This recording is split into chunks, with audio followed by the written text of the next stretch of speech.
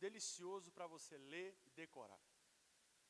A Bíblia diz o seguinte: ora, o Deus de esperança vos encha de todo gozo e paz na vossa fé, para que abundeis na esperança pelo poder do Espírito Santo. Tem uma versão que diz assim: que o Deus da esperança os encha de toda alegria e paz, por crerem nele, para que vocês transbordem na esperança e no poder do Espírito Santo. Senhor, fala com a gente. Nós estamos aqui reunidos, já sentimos a Tua presença através dos louvores, já abrimos de fato o nosso coração por meio da ministração da oferta, e agora nós queremos que o Senhor fale com a gente através do ministério da Tua palavra. Usa a cada um de nós e usa também a minha vida. Eu me coloco à Tua disposição, Espírito Santo de Deus, em nome de Jesus. Amém? Sabe, irmãos, eu vou compartilhar com vocês isso daí, e nós vamos dividir esse texto em 3 partes, e no final eu vou mostrar para você de uma forma mais aplicada na vida de um personagem bíblico, como que isso aconteceu, ok? Então, a primeira coisa que nós precisamos aprender através do ensino do apóstolo Paulo é que ele dá uma classificação para Deus inédita. Ele fala assim: o Deus da esperança. Que o Deus da esperança vos encha de alegria e paz. Então a primeira coisa que a gente precisa parar rapidamente para analisar é isso: o Deus de toda esperança. Diga assim comigo: eu sirvo a um Deus que é cheio de esperança. Deus de toda esperança. Sabe, irmãos, a fé correta, vocês já ouviram falar isso? Vai produzir na sua vida e na minha vida um comportamento, uma postura, uma atitude correta, porque você faz aquilo que você faz de acordo com aquilo que você crê. Então, se você vem no culto, é porque você crê que Deus fala. Se você ora, é porque você crê que Deus ouve. Se você lê a Bíblia, é porque você crê que Deus te enche. Então, você crê e depois você faz o comportamento, você age dessa forma. E aqui é interessante porque se eu e você, a gente não conseguir enxergar a Deus como Ele de fato é, a gente vai ter dificuldade de nos relacionarmos com Ele, e da gente desfrutar daquilo que Ele é, e daquilo que Ele tem para nos oferecer. O apóstolo Paulo, ele faz questão de mostrar para a gente que Deus é um Deus de toda esperança. E se você for lá no original, essa palavrinha esperança, ela significa elpis. E elpis significa o quê?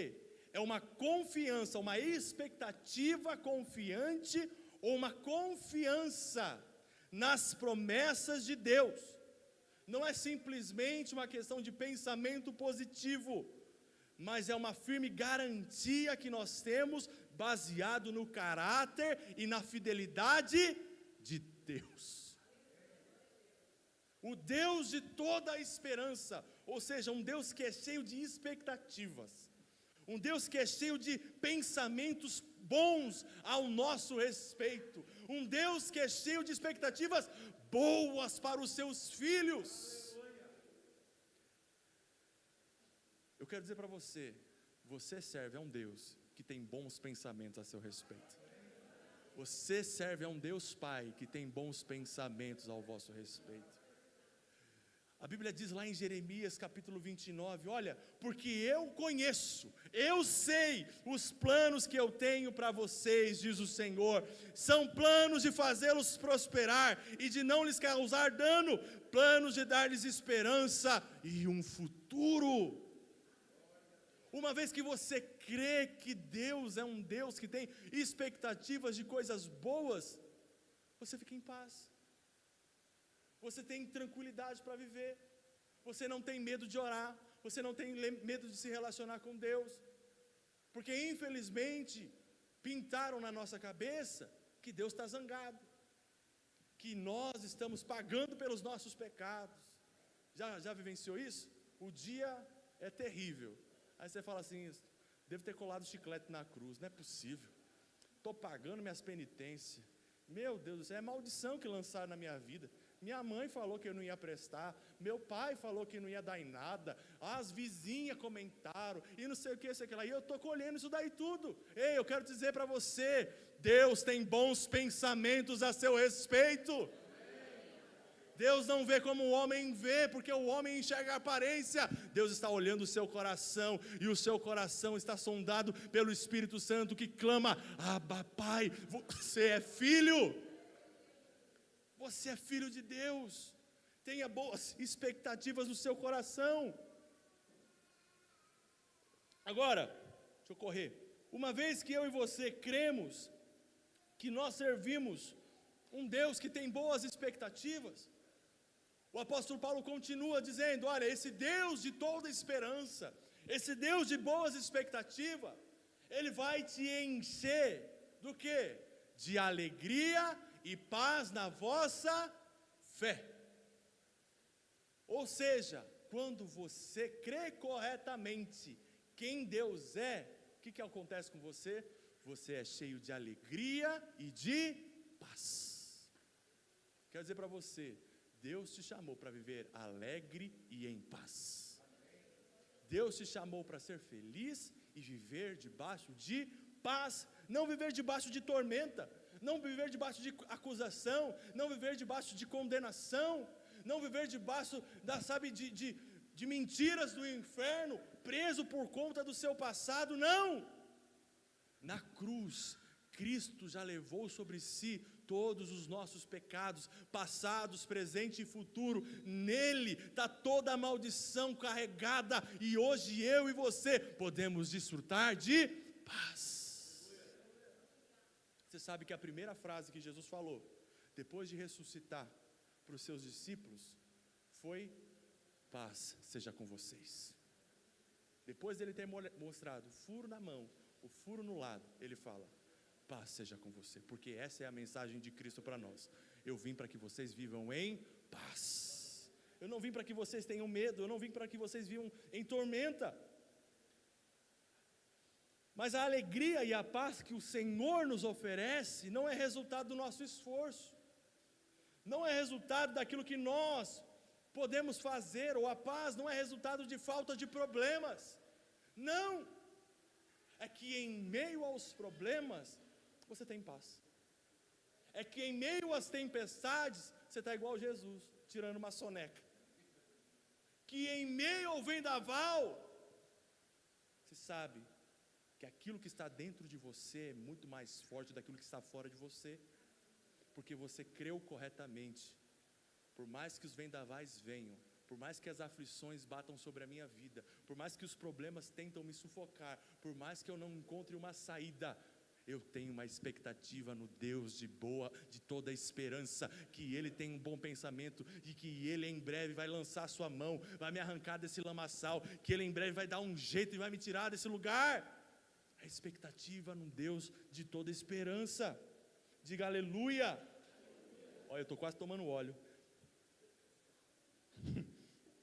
Meu Deus do céu, tira isso aqui daqui. Vou tomar óleo, deixa o vinho aqui do lado. Já vou adiantando. Olha o que diz Hebreus 4, versículo 1 até o 3. Visto, portanto, ainda que nos tenha sido deixada a promessa de entrarmos no seu descanso, ou seja, ter paz, temamos para que nenhum de vós pareça ter falhado, porque as boas novas também foram pregadas a nós, assim como a eles, mas a palavra da pregação de nada lhes aproveitou, porque não foi acompanhada pela fé nos que a ouviram. Porque somos nós, os que temos crido, que entramos no descanso, conforme ele disse: assim jurei na minha ira, não entrarão no meu descanso, embora suas obras estivessem completas desde a fundação do mundo. Aqui o escritor de Hebreus está falando de um relato da nação de Israel, quando eles saíram do Egito, E eles tinham uma promessa de entrar na terra de Canaã, que é a terra do descanso, para eles descansarem, desfrutarem daquilo que Deus tinha para eles. Mas a Bíblia está falando, eles não possuíram a terra, não desfrutaram descanso. Por quê? Verso 2, mostra aí, por favor. 4:2, isso. Porque quando a palavra, ou seja, a mensagem, foi anunciada ao coração deles, não foi acompanhada pela fé. Porque eles não aplicaram fé naquilo que Deus falou, não desfrutaram do descanso, não desfrutaram de paz e não desfrutaram de alegria. O que eu estou dizendo para você é que a fé no Senhor vai produzir no seu coração paz e alegria, descanso. Quando você deposita fé no Senhor, como o versículo 3 fala, por favor, versículo 3, ele fala assim, olha, nós que temos crido, ou seja, nós que aplicamos fé naquilo que Deus falou ao nosso respeito, podemos desfrutar de um descanso. Eu quero dizer para você, se você aplicar fé naquilo que Deus tem falado no seu coração, você vai viver dias de descanso, você vai viver dias de paz. Pastor, eu tenho que fazer alguma coisa, a simples coisa, aplique fé naquilo que Deus falou, porque se Deus falou, já é uma realidade.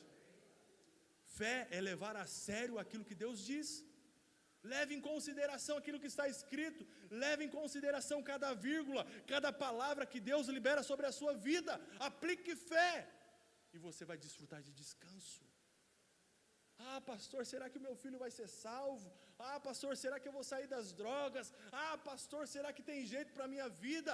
Ah, pastor, será que eu vou prosperar? Será que eu vou conseguir avançar? Será mesmo que eu vou conseguir ter um ano de restituição? Quero dizer, se você aplicar fé na palavra de Deus, você vai viver as promessas que Deus falou na sua vida. Aplique fé na palavra de Deus. E aí a terceira coisa que nós aprendemos com o apóstolo Paulo, lá em Romanos 15:13, ele diz, olha, que o Deus da esperança vos encha de toda alegria e paz, para que você transborde de esperança, pelo poder do Espírito Santo. Sabe, irmãos, uma vez que você entende que o seu Deus é um Deus de toda esperança, uma vez que você coloca a fé, como nós acabamos de falar, e aplica a fé na palavra que Deus liberou na sua vida, e a alegria e a paz do Senhor entra dentro do seu coração, sabe o que vai acontecer com você? Você vai começar a transbordar esperança. Você vai começar a transbordar a esperança pelo poder do Espírito Santo. Quero dizer para você, o desejo de Deus é que você transborde esperança. Fala para a pessoa que está do seu lado, Deus deseja que você transborde esperança. Aleluia! Transborde esperança. Irmãos, olha a vida de Jesus. Por onde Cristo passava, por onde Cristo ia, por onde Ele caminhava, o que acontecia com Ele? Transbordava esperança. Por que as pessoas iam ao encontro de Jesus e não iam ao encontro dos religiosos fariseus nas sinagogas? Porque Jesus transbordava esperança. Eu vou nele porque quando ele toca as coisas acontecem, quando ele fala o cego ouve, quando ele fala as coisas acontecem, eu vou nele, por quê? Ele está transbordando esperança, ele fala de Deus de uma forma diferente. Meu Deus do céu, eu tenho que caminhar com esse homem. A Bíblia fala que Lázaro, quando Lázaro morreu, lá em João 11:4, e Jesus ouve que Lázaro estava doente, e Lázaro ia morrer, o que ele fala? Olha, Jesus disse, essa enfermidade não é para a morte, mas para a glória de Deus. Cenário de morte, pastor, cenário de enfermidade, cenário de doença, bateu no peito de Jesus, o que ele falou? Não, eu conheço o Deus que eu sirvo, Ele é bom, Ele é cheio de expectativas boas, Ele tem saúde de sobra para me dar. Essa enfermidade não é para a morte, mas para a glória de Deus. Creia no que Deus está falando para você. Não sei se você recebeu um laudo essa semana, ou se você tem um exame para fazer no médico essa semana. Eu quero dizer para você, tenha expectativas boas naquilo que Deus vai fazer. Tenha expectativas grandiosas naquilo que Deus pode realizar. A Bíblia diz em outra circunstância, que Jesus se encontrou com Jairo, e Jairo reconheceu que Jesus podia curar a filha dele que estava enferma. E a Bíblia diz que Jesus foi caminhando à casa de Jairo, só que teve um problema. Como ele é cheio de expectativas boas, as multidões começaram a ir aonde Jesus estava, e aquilo que poderia ser uma caminhada muito rápida, começou a ser demorada. Por quê? Não tem como você andar quando tem muita gente. Já andou no trem, no metrô às 6 horas da tarde? Como que é? Ah, pastor, é só aqui, é só. A minha esposa falou que quando ela andava de metrô, para ela entrar, ela só dava um pulinho, o pessoal ia levando. Imagina só, Jesus, todo mundo queria ver Jesus, todo mundo queria tocar Jesus, e aflição no coração de Jairo, porque minha filha está doente, ela precisa de um milagre. E a mesma coisa que, no mesmo instante que vinha a aflição, por lembrar da filha que estava doente, vinha aquele misto de fé, porque onde Jesus passava as pessoas eram curadas, e aquele misto de sentimento no coração dele. Daqui a pouco uma mulher toca em Jesus, aí parou, Jesus parou, falou, Jesus, já está demorando você parar aqui, não vai dar muito certo. Jesus parou, alguém me tocou. Aí o discípulo levanta e fala assim, Jesus, aí você está de brincadeira comigo, né? Com todo o respeito do mundo, mas a galera que está te cercando, você falar que alguém te toca. Não, alguém me tocou diferente. Alguém criou expectativa quando eu estou passando. Porque quando você cria expectativa, quando Jesus está passando, milagre acontece. Milagre acontece. E aí Jesus, você sabe, né? Aquela mulher do fluxo de sangue é curada, é restaurada. E no mesmo instante que aquela mulher é restaurada, o que acontece? Os servos de Jairo vêm ao encontro de Jesus e falam, Jairo, deixa Jesus quieto aí. Por quê? Sua filha acabou de morrer. Sua filha acabou de morrer. Imagina o coração daquele pai, de ouvir que a filha dele tinha acabado de morrer.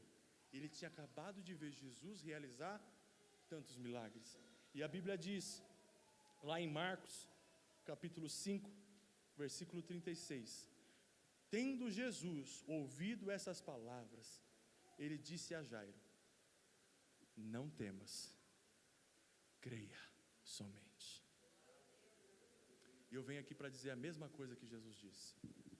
Não tenha medo, aplique fé no Deus de toda esperança. Gere expectativa naquilo que Deus pode fazer. Por mais que a situação possa ter se findado, como na situação do Jairo, que a filha dele morreu. Por mais que as situações possam ter cabo final, você não vê mais esperança nenhuma, o Senhor está dizendo para nós, não tenha medo, apenas aplique fé em mim. Apenas creia corretamente em quem eu sou. Apenas crie boas expectativas em mim. Transborde de esperança, porque eu vou agir de maneira incrível e sobrenatural na sua vida. Transborde de esperança. Sabe, irmãos, a Bíblia diz que nós precisamos transbordar de esperança. Só que esse transbordar de esperança é debaixo do poder do Espírito Santo de Deus.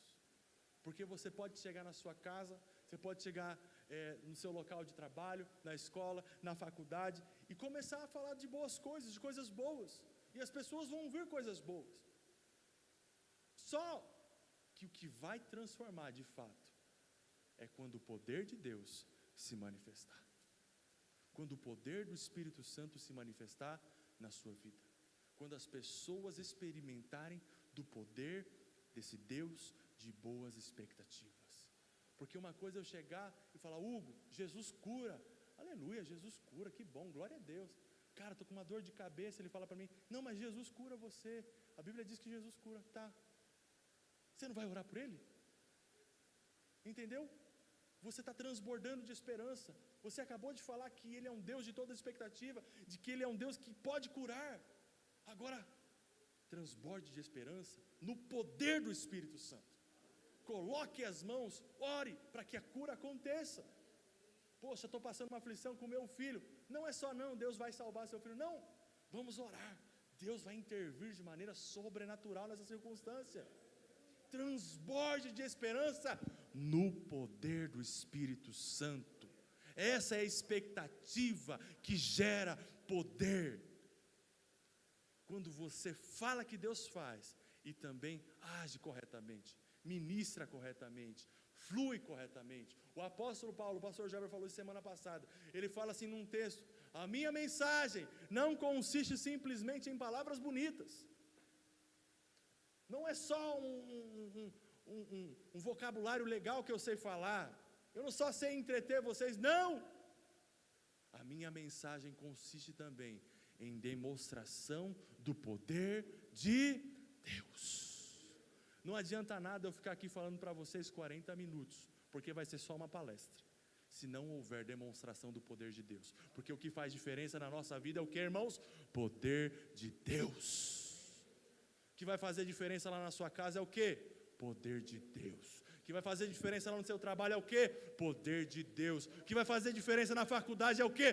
Poder de Deus. É isso. E a Bíblia diz, de uma forma mais, para nós aplicarmos isso daqui, que está lá no livro de 2 Reis, se eu não me engano, 2 Reis, capítulo 4, 2 Reis, capítulo 4, isso, obrigado, Vini. Olha só essa história, irmãos. Uma das mulheres dos seguidores dos profetas gritou a Eliseu, profeta Eliseu: meu marido, teu servo, morreu, e tu sabes que o teu servo temia o Senhor. Agora, o credor acaba de chegar para levar os meus 2 filhos para serem escravos. Então assim, viúva, devendo, que o marido deixou uma dívida, e agora os credores estavam vindo para cobrar a dívida, e se ela não tivesse dinheiro para resolver essa dívida, o que ia acontecer? Os 2 filhos dela iam ser levados escravos. Continua.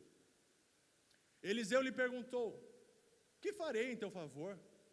Dize-me, que é que você tem em casa? E ela disse: tua serva não tem nada em casa, a não ser uma vasilha de azeite. Ela tinha uma vasilha de azeite. 3, por favor, Vini. Ele lhe disse: vai, pede emprestado as vasilhas a todos os teus vizinhos, vasilhas vazias, não poucas. Próximo. Depois, entra com os teus filhos, fecha a porta, coloca o azeite em todas essas vasilhas vazias e separa a vasilha que estiver cheia. Então, ela se foi, entrou em casa com seus filhos, fechou a porta, eles lhe traziam as vasilhas e elas a enchia. Quando as vasilhas ficaram cheias, ela disse ao filho: traz-me mais uma vasilha. Mas ele respondeu: não há mais vasilha alguma. Então o azeite parou. Então ela foi contar ao homem de Deus, e ele lhe disse: vai, vende o azeite e paga a tua dívida, e tu e os teus filhos viverão do que sobrar. Sabe, irmãos, essa mulher estava vivendo um dia difícil. Ela estava vivendo uma situação de caos. Ela estava vivendo uma situação de toda a expectativa e esperança dela acabou. O marido morreu, estava com dívida, e agora os caras estavam querendo cobrar a dívida, e ela não tinha como pagar. A única forma de quitar a dívida era os filhos irem como escravos. Expectativa zero. E aí ela se encontrou com um profeta. Ela se encontrou com a palavra de Deus. Ela se encontrou com um representante de Deus. E quando ela se encontrou com um representante de Deus, o que ele falou para ela? Ó, o que é que você tem? O que você tem na sua vida? O que você tem? Eu tenho uma vasilha com azeite. Sabe, irmãos, azeite na Bíblia representa unção. Azeite na Bíblia representa unção. E todos nós recebemos uma medida de unção do Senhor. Todos nós, cada um de vocês, tem uma medida de unção. Mas aquela mulher esqueceu que ela tinha uma vasilha de azeite lá dentro. E o profeta olhou, não, pega essa daí que você tem, que nós vai fazer as coisas acontecer agora. Com o que você tem de unção, a gente vai resolver o problema. Com o que você tem de fé, é o suficiente para resolver os problemas. E a Bíblia diz que ele dá uma orientação. Vai nos seus vizinhos, pega as vasilhas vazias, junto com seus filhos. Quando vocês pegarem, a orientação dele é o quê? Fecha a porta do teu quarto e vai enchendo as vasilhas. Sabe o que isso me lembra, irmãos? A orientação de Jesus. Quando você for orar, fecha a porta do teu quarto, ora, e o teu pai, que te vê em secreto, te recompensará. Sabe como que nós resolvemos essa questão de falta de fé? Ou como nós transformamos expectativa em poder? Quando a gente ora e vai para Deus. Aquela mulher não tinha saída nenhuma. A única coisa que ela tinha era uma simples vasilha com azeite, com unção. E a Bíblia diz que quando ela fechou a porta, ela colocou as vasilhas vazias na frente dela. E à medida que ela ia enchendo, chegava até a boca, o menino tirava, colocava no canto, colocava outra vasilha na frente, ia enchendo, tirava, e ela foi fazendo isso, até acabar acabar o quê? Acabou o azeite? Acabou o quê? Percebe? Que Deus sempre vai ter de sobra para nos entregar. O Deus de toda esperança sempre vai fazer com que nós transbordemos de esperança. Não limite o agir de Deus na sua vida. Não limite aquilo que Deus pode fazer e quer realizar na sua vida. O que é que você tem? É uma vasilha vazia? Coloca diante do Senhor. Fecha a porta do teu quarto. Vai lá e coloca diante do Senhor. Fala assim, Senhor, está aqui, está vazia. Meu banco está mais zerado que não sei o que. Está aqui. Coloco diante do Senhor. Vou orar, vou buscar a Deus. Até o Senhor responder. Até o azeite multiplicar. Até essa vasilha ser cheia. Pastor, é meu filho que está desempregado, ou meu filho que está desviado. Ah, é? Agora você vai ver como que vai acontecer. Fechar a porta do meu quarto, vou colocar esse moleque no óleo.